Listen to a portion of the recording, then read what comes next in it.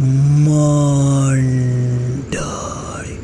तुमचा पुन्हा एकदा मालवणी बोको या यूट्यूब चॅनलवर स्वागत असा. मित्रांनो, आज मी तुमच्यासाठी आपल्याच एका सबस्क्रायबरांसोबत घडलेलो एक भयंकर अनुभव घेऊन येलेलो असं. ते एका कामानिमित्त एका फार्माच्या कंपनीत लागले होते आणि थंय कामगारांका कॉटेज म्हणून काही खोले दिलेले होते. थंय त्यांच्यासोबत एक असो काही प्रकार घडलो जो ऐकून तुम्ही हादरून जाशाल. चला तर मग अजिबात वेळ न घालवता आपण सुरू करूया आपल्या आजच्या ह्या भयंकर अनुभवाकडे.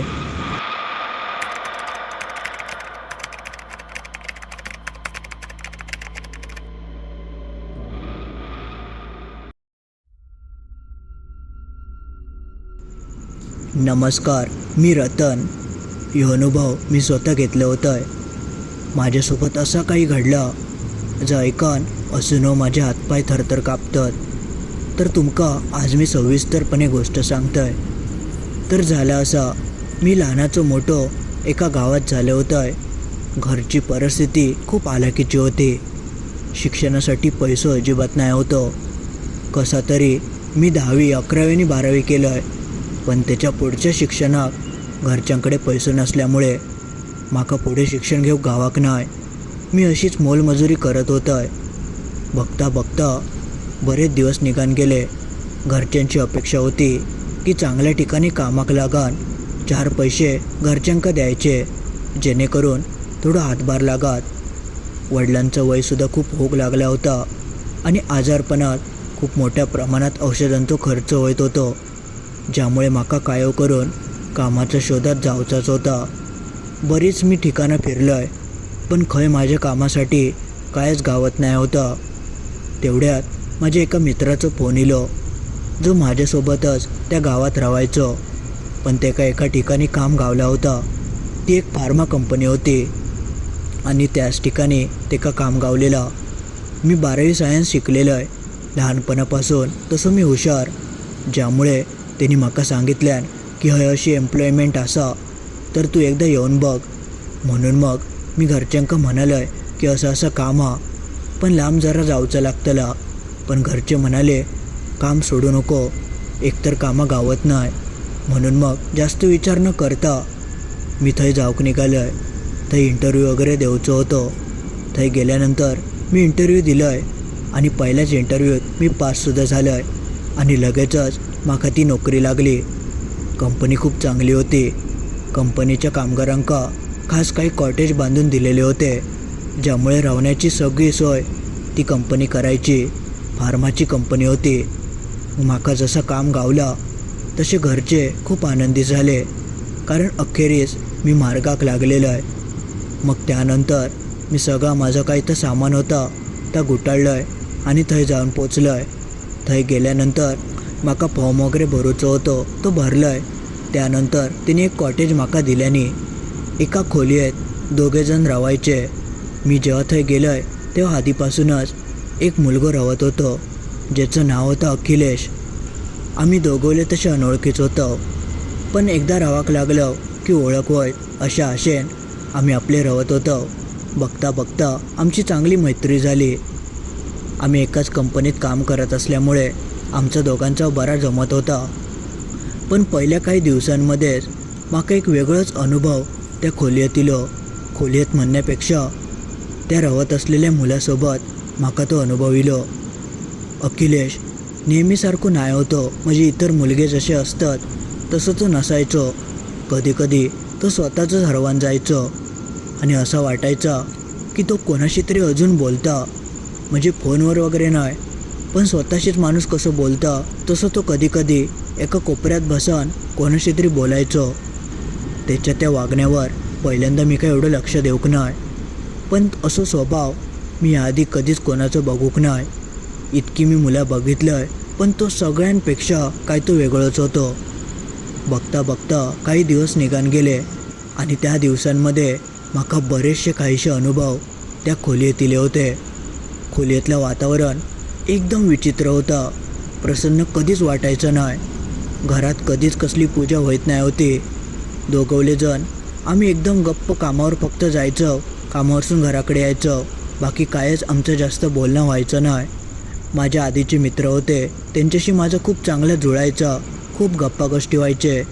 पण त्याच्यासोबत माका बोलायची इच्छाच व्हायची नाही, किंबहुना तो तसं प्रयत्न देखील करत नाही होतो. आणि एक गोष्ट अशी होती की तो दर दिवशी नॉनव्हेज खायचो, मांसाहारी पदार्थ रोज तेका हवे असायचे. मी एकदा तेका विचारलं की तुझ्या घरचे सुद्धा रोज नॉनव्हेज खातात काय, पण त्यावर त्यांनी माका सांगितलं नव्हतं की घरचे तर नॉनव्हेज कधी जास्त खायत नाही, काही ठराविक वाराकत ते खातात. आणि तो सुद्धा आधी जास्त खायत नाही होतो, पण हल्लीच्या काही काळात तेका खूप मोठ्या प्रमाणात नॉनव्हेज खाऊची लत लागली होती, ज्यामुळे घरचं वातावरण एकदम वेगळाच झालेला. माका नॉनव्हेज खाऊची सवय होती, पण रोज आम्ही कधी नॉनव्हेज खायचो नाही, पण तो मात्र रोज नॉनव्हेज खायचो. बघता बघता असेच काही दिवस निघान गेले. माका त्याचं अजिबात वागणं पटत नाही होतं. तो खूप एकटं राहायचो आणि सतत त्याच्या डोक्यात काय ते भलतेच विचार असायचे. आणि सगळ्यात एक महत्त्वाची गोष्ट तर सांगायचीच राहिली, रात्री अपरात्री तो कधी उठायचो आणि खोलीत अडथळे फिरताना माका दिसायचो. आणि एवढ्या रात्री तो काय करायचो तर त्याचा तेका माहिती, पण तो काहीतरी हडेतडे करत होतो, पण मी झोपेत असल्यामुळे जास्त कधी लक्ष द्यायचंही नाही. पण एक दिवशी माका अशी सहजच जाग गेली आणि मी उठान बघितलंय तर तो हॉलमध्ये जाऊन प्रत्यक्ष एक माणूस दुसऱ्या माणसाशी कसं बोलता त्या पद्धतीने बोलत होतो. तेव्हा तर मी खूप घाबरलोय. माका तेव्हा शंका चिलेली की नक्कीच काहीतरी गडबडा. आणि थंय रवा केल्यापासून माकासुद्धा खूप विचित्र वाटत होता. आम्ही थंय दोघेजण राहत होतो, पण थंय असं वाटा की अजूनही कोणतरी रावता. माका मनात सारखी भीती वाटायची. मी कसं तरी थंय दिवस काढत होतोय. मग काही दिवसांनी मी कंपनीतल्या काही माणसांका भेटलोय, त्यांच्याशी माझी ओळख झाली. आणि थंय जाऊन मी त्यांना विचारलं की माका खोली बदलूच्या, असं त्रास होता, पण नवीनच कामाक लागलेलो असल्यामुळे लगेच खोली बदलणं शक्य नाही होता. त्यामुळे माका नाईलाजान त्याच्यासोबत थांबायचं इला. पण जसे जसे दिवस जायत होते तसं माकासुद्धा त्या सगळ्याचा त्रास होऊ लागलेलो.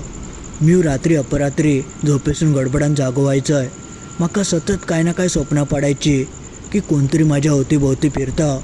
काही विचित्रच माणसं ज्यांका मी आधी कधीच बघूक नाही ती माणसं दिसाक लागायची, ज्यामुळे मी खूप घाबरलेलो आहे. ज्यामुळे मग मी एकदा त्या अखिलशी बोललो आहे की माका असं त्रास होता, एकतर तू तरी रूम सोड नाहीतर मी तरी सोडतोय.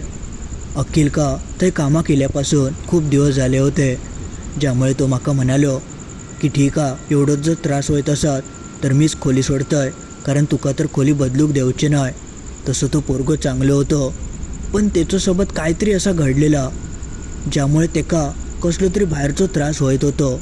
आणि माका त्याच्यासोबत रवांतर जाणवतच होता की तेका काहीतरी बाहेरचा लागला, कारण सतत त्याच्यासोबत कोण ना कोण असा अशी माका जाणीव व्हायची. पण शेवटी मी तेका बोलल्यानंतर त्यांनी खोली सोडूचं ठरवल्यान आणि बदलून दुसऱ्या खोलीत जायचं त्यांनी निर्णय घेतल्यान.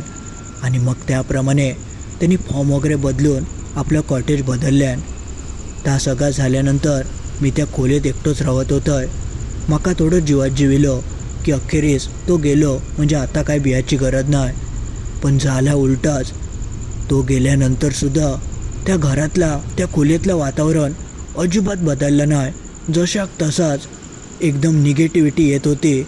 आणि सगळ्यात भयंकर गोष्ट म्हणजे माका ह्याआधी नॉनव्हेज खाऊक जास्त आवडायचं नाही, पण थंय रावाक गेल्यापासून नकळत का होईना माका समजायचंच नाही की मी नॉनव्हेज कधी खाऊक लागलो आहे. सगळे वार वगैरे माझे सुटले आणि मी दर दिवशी नॉनव्हेज खाऊक लागलो आहे. आणि जा काय कृत्य अखिलेश करत होतो अगदी ताच मी सुद्धा करूक लागलेलो आहे. माका कळाला की हा एकदम भयंकर आणि चुकीचा. मी खूप समजवत होतोय, स्वतः ह्याच्यासून बाहेर काढूक बघत होतोय, पण माका काय थंयसून बाहेर पडाक जमा नाही. सतत कोणतरी वावरता माझ्यासोबत असं जाणवक लागला होता. म्हणजे जसे भास अखिलेश माझ्यासोबत राहत असताना होत होते अगदी तसाच तो गेल्यानंतरसुद्धा होऊ लागलेला. मी खूप घाबरलो आहे. आणि त्याच वातावरणात मी जवळजवळ एखादो महिनो काढलो आहे. आणि त्या महिन्याभरात माझी जी काय अवस्था झाली होती ती मी तुमका शब्दात सांगू शकत नाही. 1 महिनो कसो तरी झाल्यानंतर म्हाका सुट्टी गावली. नवीनच कामाक लागल्यामुळे म्हाका कोण सुट्टी देत नाही होता. म्हाका कायो करून गावाकडे जावचा होता. पण 1 महिन्यानंतर म्हाका 2 दिवसांची सुट्टी गावली. तसं मी कसलोच विचार न करता गावाकडे गेलोय आणि घरच्यांका सांगितलंय की असं असं प्रकार माझ्यासोबत घडता. तसे घरचे घाबरले आणि म्हाका म्हणाले की तू आता जास्त विचार नको करू, आपण एका माणसाकडे जाऊया आणि विचारूया तुका त्याचो काहीतरी त्रास होत असतलो. मग आम्ही एका माणसाकडे गेलो. तो माणूस असाच बाहेरचं वगैरे काय असत तर बघायचं. जेव्हा त्या माणसाक जाऊन भेटलो तेव्हा त्या माणसानं आमका सरळ सांगितल्यान की तुझ्या मागे नक्कीच कोणतरी असा. पण मी तर असं कायच करूक नाही होतं. पण त्यानंतर तो जा काय म्हणालो तर ऐकून माझी बोबडीच वळली. त्यांनी सरळ सांगितल्यान की ह्या जाकाया त्या दुसऱ्या व्यक्तीकडसून तुझ्याकडे येला. तेव्हाच म्हाका समजला की हो सगळं अखिलेशच काहीतरी संबंध असा. मी त्याच्यासोबत त्या खोलीत राहत होतं, ज्यामुळेच थंयचं जाकाय होता त्या म्हाका लागला.